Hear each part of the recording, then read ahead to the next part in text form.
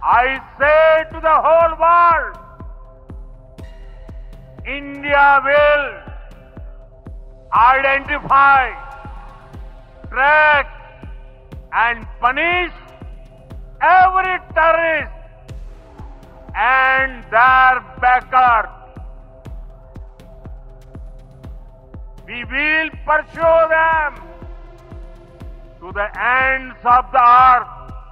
देश के प्रधानमंत्री नरेंद्र मोदी का यह बयान आपको याद ही होगा, और जब यह बयान याद होगा तो फिर आपको यह याद होगा कि इस बयान के बाद पाकिस्तान के साथ क्या हुआ था। दिल्ली में पाकिस्तान ने वो गलती दोहरा दी है जिसे लेकर भारत लगातार कह रहा था कि हमने ऑपरेशन सिंदूर पर महज रोक लगाई है, और अब अगर पाकिस्तान किसी आतंकी गतिविधि को भारत में अंजाम देता है उसे भारत एक्ट ऑफ वॉर मानेगा। सेम इसी तरह का बयान प्रधानमंत्री ने अब भूटान की धरती से दे दिया है, और वो भी हिंदी और इंग्लिश दोनों में। मैं कल रात भर इस घटना की जांच में जुटी सभी एजेंसियों के साथ, सभी महत्वपूर्ण लोगों के साथ संपर्क में था, विचार विमर्श चलता था, जानकारियों के तार जोड़े जा रहे थे। हमारी एजेंसियां इस षड्यंत्र की तह तक जाएगी। इसके पीछे के षड्यंत्रकारियों को बख्शा नहीं जाएगा। All those responsible will be brought to justice. प्रधानमंत्री भूटान के पूर्व निर्धारित दौरे पर हैं, और जब उन्होंने दिल्ली ब्लास्ट का जिक्र किया वहां उन्होंने हिंदी और इंग्लिश दोनों में बयान दिए। हिंदी देश में रहने वाले हमारे यहां के नागरिकों के लिए, और इंग्लिश का मैसेज पूरी दुनिया और उन लोगों के लिए जो इस दिल्ली वाली साजिश के पीछे थे। यानी ये कहानी अब थोड़ा हम और बड़ा करके बड़े पिक्चर पर समझते हैं। भारत सरकार और भारत के टॉप लीडरशिप हो, चाहे मिलिट्री लीडरशिप हो या फिर भारत की पॉलिटिकल लीडरशिप हो, लगातार ये कहा जा रहा था कि पाकिस्तान अगर कोई गुस्ताखी करेगा तो भारत ऑपरेशन सिंदूर फिर से लॉन्च कर देगा। आपको याद है भारत के सेनाध्यक्ष जवानों से कह रहे थे ऊपर वाला चाहेगा तो जल्द मौका मिलेगा और तुम लोग उधर जाकर ये कुछ करोगे। इसके अलावा डीएनपी ने आपको बताया था कि पाकिस्तान सर क्रीक रीजन में कुछ ऐसा करने की कोशिश कर रहा था, जिसके बाद भारत ने ऑपरेशन त्रिशूल लॉन्च कर दिया। और उस ऑपरेशन त्रिशूल युद्धाभ्यास से पहले आपको राजनाथ सिंह का ये वाला बयान भी याद जरूर होगा। अगर सर क्रीक इलाके में पाकिस्तान की ओर से कोई भी हिमाकत की गई तो उसे ऐसा करारा जवाब मिलेगा कि इतिहास और भूगोल दोनों बदल जाएंगे मेरे साथियों। दर्शकों, दिल्ली ब्लास्ट जो हुआ, अगर आप हमारे प्लेटफॉर्म पर जाएं और हमारे पिछले 1-1.5 महीने के वीडियोस देखें तो आपको इस बात का अंदाजा हो जाएगा कि डीएनपी इस बात की आशंका लगातार जता रहा था कि देश में बाहरी तौर पर, अंदरूनी तौर पर बहुत सारे अलग अलग स्तर पर तरह तरह की साजिशें चल रही हैं। और देखिए, एक बहुत सीधी बात है, भारत की बढ़ती रफ्तार, भारत की बढ़ती आर्थिक रफ्तार, भारत में मौजूद शांति और शांति के साथ भारत का बढ़ता दुनिया में कद, दुनिया के बहुत सारे देशों से लेकर भारत में रह रहे बहुत सारे लोगों को पसंद नहीं आ रहा है। भारत की ये शांति, भारत की ये तेज आर्थिक गति लोगों को परेशान कर रही है, और वो हर हाल में चाहते हैं कि भारत की ये आर्थिक गति रुके, भारत के अंदर की शांति भंग हो, जिसके बाद वो भारत को अपने हिसाब से डिक्टेट कर सके, भारत को अपने हिसाब से चला सके। क्योंकि मौजूदा दौर के भारत ने दुनिया की सुननी बंद कर दी है। मौजूदा दौर का भारत अपने हिसाब से, अपने मतलब से, अपने लोगों के लिए काम कर रहा है, और ये बात हमारे यहां बैठे बहुत सारे कमीशन खोरों को पसंद नहीं आ रही है और दुनिया की कुछ ताकतों को नहीं पसंद आ रही है। और एक तरह का गठजोड़, जिसको आप कहते हैं पर्दे के पीछे से एक तरह का ब्लैक वर्ल्ड कह लीजिए, जहां खुफिया एजेंसियों से लेकर दुनिया की कुछ सरकारें और भारत में बैठे कुछ लोग शामिल हो सकते हैं, और उनकी मंशा बस ये है कि भारत की बढ़ रही गति को, भारत की बढ़ रही ताकत को कैसे भी डिस्टर्ब किया जाए, डिस्टेबलाइज किया जाए। आपको पता है कि हाल फिलहाल में एसआईआर हो रहा है देश में। वेस्ट बंगाल के हिस्से में एसआईआर को लेकर वहां की पॉलिटिकल पार्टियों का क्या रुख है, यह आपको पता है। आपको यह भी पता है कि देश में वोट चोरी को लेकर किस तरह का माहौल बनाने की कोशिश की जा रही है। आपको यह भी पता है कि देश के लोकतांत्रिक चीजों को लेकर, लोकतांत्रिक मूल्यों को लेकर चुनावी प्रक्रिया और पूरे डेमोक्रेटिक प्रोसेस पर ही सवाल उठाने की कोशिश है। क्यों? क्योंकि एक व्यक्ति जो जनता का दुलारा हो गया है, एक व्यक्ति जो जनता का प्यारा हो गया है, जब लोग उसे चुनाव में नहीं हरा सके हैं तो अब कहानी कुछ और रची जा रही है। और कल वही लोग और उसी हिस्से में से कुछ लोग, दिल्ली में जैसे ही ब्लास्ट होता है, कुछ लोग तुरंत धीरे से ये नैरेटिव गढ़ना शुरू कर देते हैं कि बिहार में चुनाव है इसीलिए ऐसा हो रहा है। इस दो कौड़ी के नैरेटिव के साथ लोग सामने आते हैं। आतंकवादी, आतंक के पीछे छिपे लोगों पर बात करने के बजाय सीधे सीधे देश के प्रधानमंत्री पर कुछ लोग निशाना लगाने लगते हैं। और इन सब के पीछे मंशा बस एक है, भारत की बढ़ रही गति, भारत की आर्थिक गति, भारत का समुचित विकास, जो इस व्यक्ति का सपना है, इसे रोक दिया का मतलब भारत को रोक दिया। और सारी कहानी इसी के इर्द गिर्द रची बुनी जा रही है।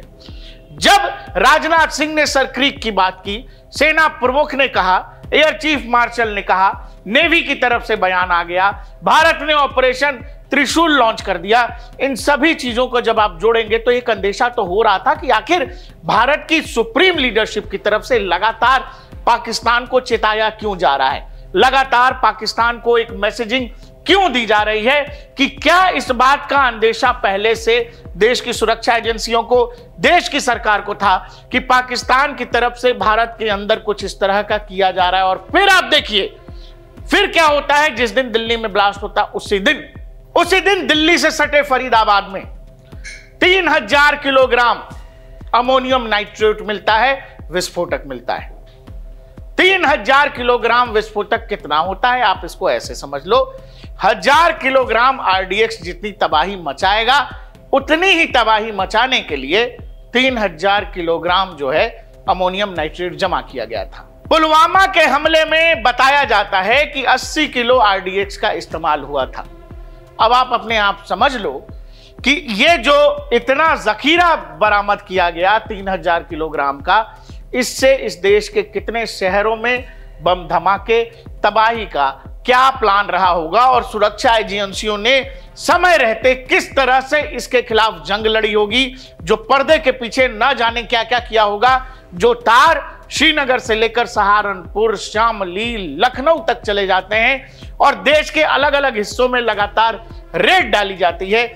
और अचानक जब सुबह से रेड होती है, बताया गया पहले कि 350 ग्राम विस्फोटक मिले हैं, बाद में यह बढ़कर 2900 किलोग्राम तक चला जाता है और 7 से 8 लोग गिरफ्तार होते हैं, जिसमें एक महिला डॉक्टर भी शामिल होती है, जिसकी कार से AK-47 लखनऊ में बरामद होती है।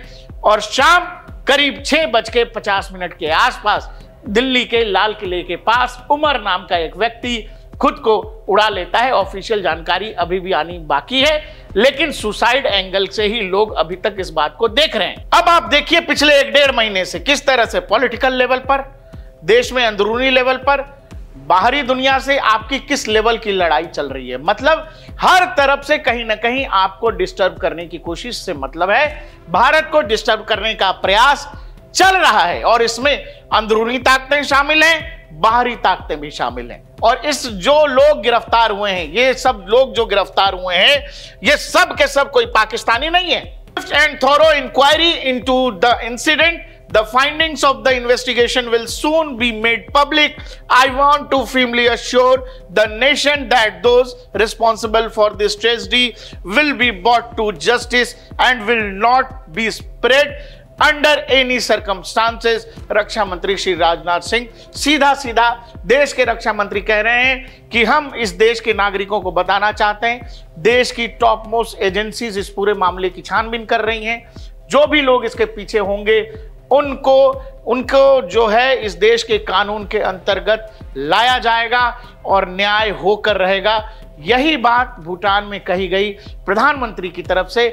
इसके अलावा प्रधानमंत्री की बात पर जब आप गौर करेंगे, वो सीधा कह रहे हैं all those responsible will be bought to justice. Same line है। जब आप वो ऑपरेशन सिंदूर वाली लाइन याद करेंगे, जो शुरू में जब पहलगाम की घटना हुई, उसके बाद भी बिहार में प्रधानमंत्री ने यही लाइन अपनाई थी और दूसरा यही तरीका था।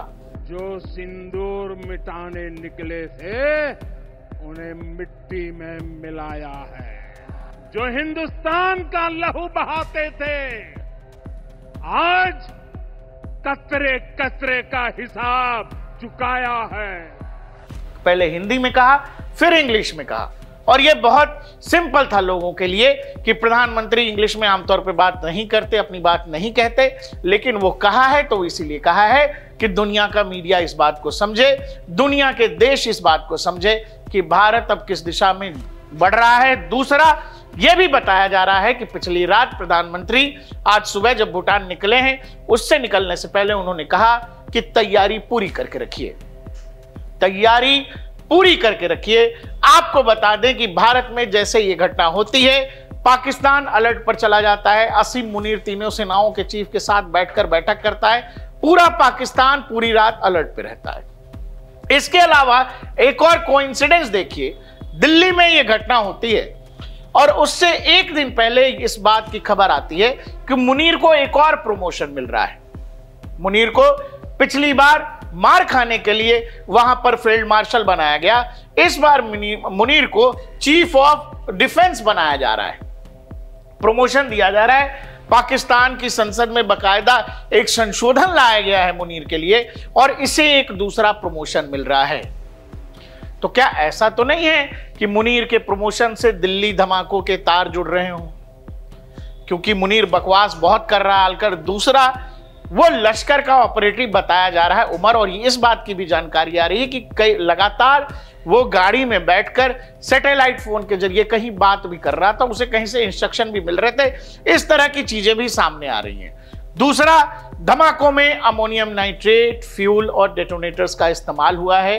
इसी से आमतौर पे जो पहले हमले होते थे जिसमें आरडीएक्स का इस्तेमाल होता था, उससे ये वाला हमला इतर है, जिसमें शुरू में बताया गया कि बम धमाके नहीं, सिलेंडर ब्लास्ट है। ये कोई सिलेंडर ब्लास्ट नहीं। दूसरा, दर्शकों, जैसा हमने आपसे कहा कि ये सब लोग, ये तमाम लोग, वो चाहे आदिल हो, उमर हो, मोइनुद्दीन हो, ये सब हमारे आपके बीच में इसी देश में रहे हैं, इसी देश का खाया है, इसी देश के साथ सब कुछ किया है और गद्दारी भी इसी मुल्क के साथ। और जो लोग ये नैरेटिव गढ़ते हैं कि गरीब हैं तो उनको बहला फुसलाकर आतंकी बना दिया जाता है, मुफलिसी में आतंकी बन जाते हैं, ये सब के सब पढ़े लिखे वेल एजुकेटेड स्कॉलर्स हैं, पैसा कमा रहे थे, बढ़िया पैसा बना रहे थे। इनमें से किसी का बाप भिखारी नहीं है, सब के सब अच्छे पैसे वाले हैं, बावजूद इन्होंने आतंक का रास्ता चुना। कुल मिलाकर बात यह है, जो बात बहुत सीरियस है, कि जो लोग अभी तक डपली पीट रहे थे कि ट्रंप ने रोक दिया, ट्रंप ने रोक दिया, ट्रंप ने रोक दिया, अभी जो मैसेजिंग हो रही है वो सिंपल ये है कि अगर इसमें, जिसके चांसेस मैक्सिमम है, पाकिस्तान का हाथ है, पाकिस्तान शामिल है, पाकिस्तान की खुफिया एजेंसी आईएसआई, पाकिस्तानी आर्मी शामिल है, तो आप यकीन करिए पाकिस्तान ने सिंदूर में जो कुछ देखा है उससे आगे पाकिस्तान को अभी बहुत कुछ देखना बाकी है। वो जो कहते हैं ना सिंदूर 2.0 लोडिंग, हम लोग लगातार लिखते हैं अपने टाइटल्स में, वो होने जा रहा है, क्योंकि इस बार बोला कम जाएगा और किया ज्यादा जाएगा। एक और खबर आ रही है, वो बीजेपी के जो एक प्रवक्ता हैं शिवम त्यागी, उन्होंने ट्विटर पर लिखा है, आतंकवादी ब्लास्ट के तुरंत बाद डरकर प्रियंका गांधी न्यूयॉर्क और राहुल गांधी मस्कट भाग गए, सच है क्या?